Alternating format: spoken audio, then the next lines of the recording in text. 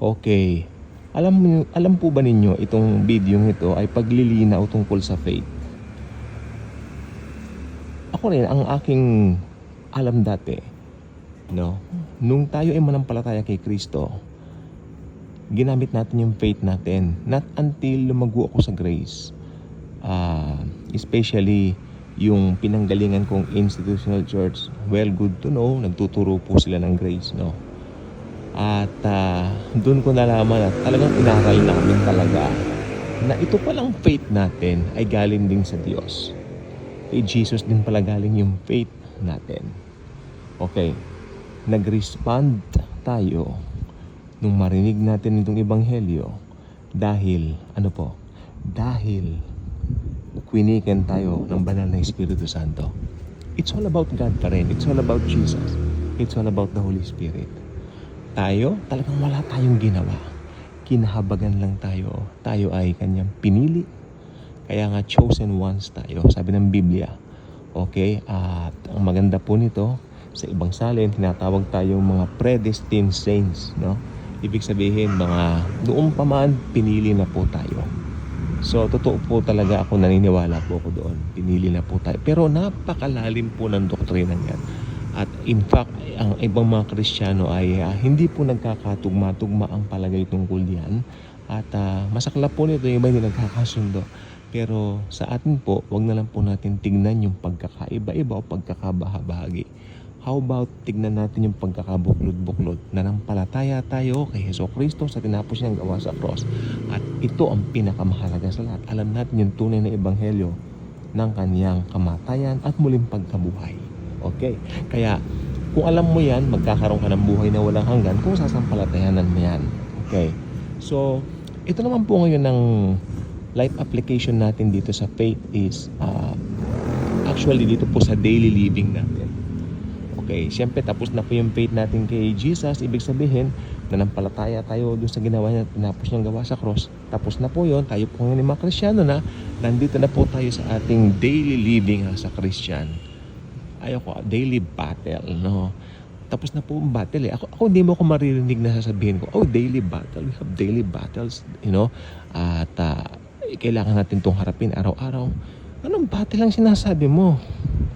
Tapos na ang battle. Sa krus pa lang ng Kalbaryo, tetelestai na. Alam niyo po bang ibig sabihin ng tetelestai? It is finished. Pag sinabi ng Biblia na it is finished, lalo na galing yan sa bibig ng Panginoong Jesucristo habang naghihingalo siya. Totoo po yan. Tapos na po. Tapos na po ang battle. Doon sa Kalbaryo, sa krus ng Kalbaryo, while Jesus was being hung there for, alam niyo, pinako po si Jesus nag-umpisa 9 o'clock ng morning. Tapos siya po ay namatay ng 3 o'clock ng hapon. So, kung bibilangin mo from 9 to 3, yan po ay 6 na oras na singkad.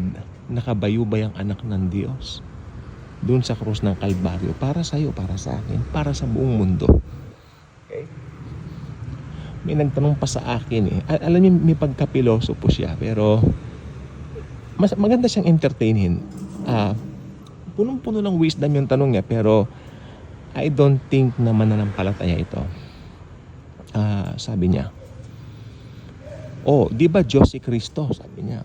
Ibig sabihin ng Diyos, alam niya lahat. Oo. Bakit law ginawa pa niyang human drama yung pagparito niya? Tapos pwede naman do isa-isang iglap na lang. Di ba? Na ganon. Parang gusto niyang palitawin, parang nilalaro daw tayo ng Diyos sa kanyang mga palad. Meron daw mapapahamak sa impyerno, wherein meron din pupunta ng langit. Akin po siyang pinakinggan. Ang pakilala po niya, siya po isang atheist. Okay. Siya po ay nag-aaral sa, sabihin ko na yung school, UP Diliman. UP Diliman. Siya po ay nagpapakilalang ateista. Natatawa ko sa mga ateistang ito. Kung sila po ay dumadaan na sa mga maaring pagdaanan ng isang tao, like aksidente and all that, Diyos ko, napapa-Diyos ko din sila. Talaga po yan, may mga ganyan po talaga. O pag narinig ko yan, sabihin ko, akala ko ba ateista ka, hindi ka naniniwalang may Diyos. Ba't napapa-Diyos ko ka? Alam niyo kung bakit? Kasi Pag, yung mga expression na Diyos ko, yung ganyan, natural po sa tao yan. Hindi po pagmamaksagad yan, oh Diyos ko, gano'n. Totoo po yan kasi natural po sa tao yan. Merong something sa puso ng tao na puwang o butas na tanging kailangan ma-filled ni Jesus. O hindi pa nila kilala si Jesus Christ. Pero pag dumating yung araw na nakilala nila ang Panginoon, si Jesus titira doon sa butas na yun ng puso nila. Mapipil na yung void. Kaya tignan nyo ang yayaman, mayayaman ng mga tao wala kay Kristo. Hindi sila masaya sa buhay nila. Because they don't know the Lord. Kaya ito nagtanong sa akin ng atheist na ito, alam niyo tahimik lang po ako. Sabi ko, dahil ang Diyos ay malalim. Sapat na po yung sagot ko kasi nakalagay naman po sa Deuteronomy 29:29, yung mga bagay na hayag, pwede nating maunawaan.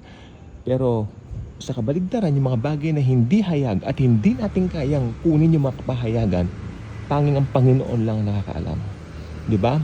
Pero yung parang nilalaro daw tayo ng Diyos sa kanyang mga palad, na parang alam na pala niya yung mangyayari, ganun niya. Kasi all-knowing ang Lord eh. Pero ang sagot po natin doon isa lang, hindi po tayong ginawang robot ng Diyos. Amen?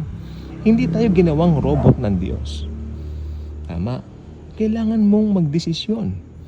Kaya yung faith na yan, built-in na po sa tao yan. Kaya lang, ang tao, ito na po yan. Bagamat, makinig pong mabuti, ito na po yung heart of the matter natin. Bagamat yung faith ay galing sa Diyos, no?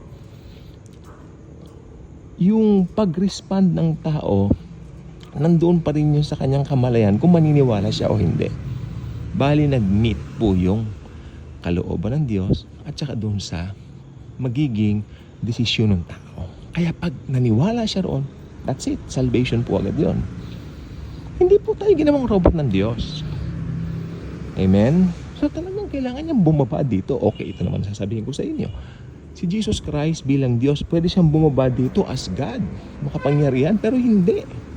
Alam niyong ginawa niya, nagkatawang tao. Nagkatawang tao siya na buhay.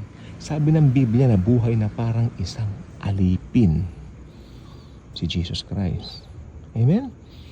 Sabi pa ng Biblia, ni wala tayong something na pwedeng titignan sa kanya na parang gugustuhin mo siya o parang nanaisin mo siyang, di ba, nakaibiganin. Ibig sabihin, wala siyang bahid politika na parang, di ba, yung mga impluensya, wala siya noon. Jesus Christ was very simple. In fact, He was poor nung nabuhay siya dito. Sabi nga niya, wala man lang akong matulungan, walang masandalan ng ulo ng anak ng tao. Pero kayo, pwede kayong pumunta kahit saan. Di ba? Yan po si Jesus Christ. Kaya hindi po tayo ginawang robot ng Panginoon. Dumaan po sa proseso si Jesus.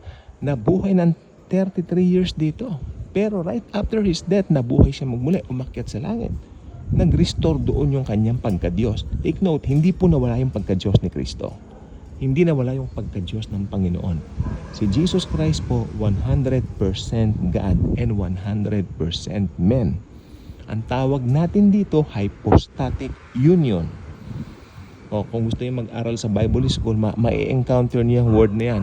Hypostatic union. Si Jesus Christ lang po ang person na gaya. Unique ang personality ng Panginoon. Hindi po siya katulad ng ibang tao. 100% God and 100% man. Kaya nag-meet ang Diyos at ang tao sa persona ni Jesucristo.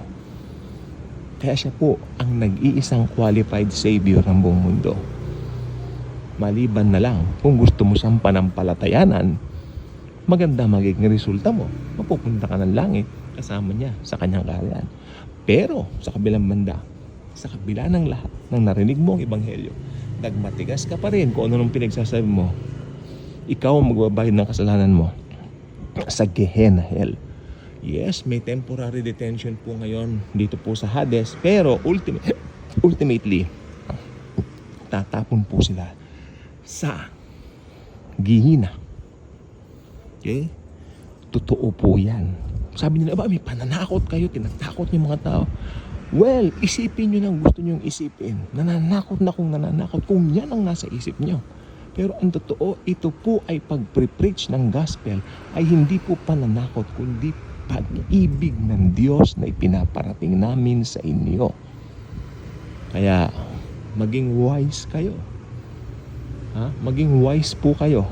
Upon hearing this, watching this, whatever, ha? Kung ano man, kung saan nyo ito madatnan na, i-click ninyo na pakinggan nyo to, ito po ay hindi aksidenteng na natagpuan nyo. Ito po ay divine intervention. Dahil si Jesus, anong sabi ni Jesus dito sa Revelation? Ako ay tumutok-tok sa puso ni numan o sa pintuan ni numan. Di ba? Ako'y tumutok-tok. Ako'y pagbubuksan niya. Ako'y papasok at sabay kaming hahapon. We will sup together. We will supper together. SUPPR. Ibig sabihin, kakain kaming sabay. Yun ang pinakamalaking karangalan na pwede nating ma-achieve. Ang Diyos anak, kasabay nating kakain sa hapagkainan. Amen? So, pinapakita po dito yung big picture ng I am knocking sa puso ng bawat isa. Kaya yung mga nasunugan dito sa California, huwag natin silang husgahan. Dahil sila po ay kinakatukan din ni Jesus sa kanilang mga puso. Napanood ko po yung Golden Globes na, na yung clip na yun na sabi ng babae, God, zero daw ang nakuha. Ganun. Minamak nga niya ang Diyos. Pero mahal na mahal ni Jesus ang babaeng yun. Okay? Again, mahal na mahal ni Jesus ang babaeng yun. Huwag niyo siyang husgahan. Pag-pray niyo po. Amen? Nagagawa nila yon because ito ay nakaakma base sa kanilang naturalesa, base sa kanilang true nature. Mga unbelievers, alam naman natin, dalawa lang po ang magulang sa Biblia, ang Diyos at ang demonyo. Kung nanampalataya kay Jesucristo, anak ka na ng Diyos. Maliwanag po yan, di ba? John chapter 1 verse 12. Pero kung nireject mo ang bagay niyan at hindi mo pa tinatanggap, anak ka ng Diablo. O, anak ka ng demonyo. Yan po ang katotohanan. Pinakamayaman ka man, pero kung wala kang Kristo,